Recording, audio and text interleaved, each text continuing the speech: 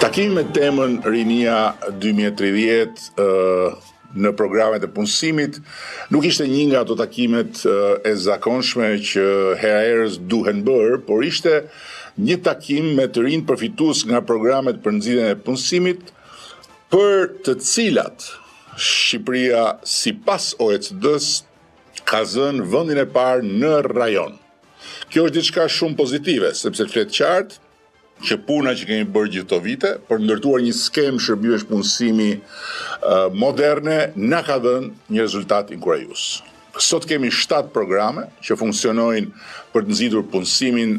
duke mbuluar të gjitha kategoritë dhe që shkojnë nga praktikat profesionale tek formimi në vend e punës, nga vetë punësimi tek riintegrimi social. Një tjetër e dhënë që është mirë ta dini dhe ta dinë të gjithë të rinjt që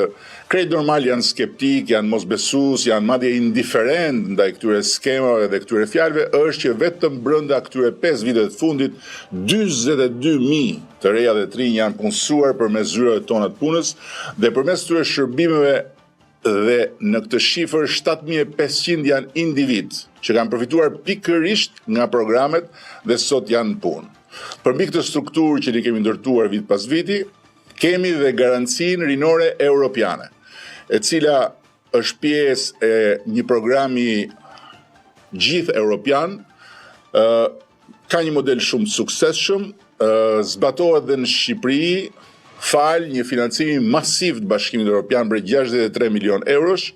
dhe janë 2200 vajza dhe djem që janë, si thuash,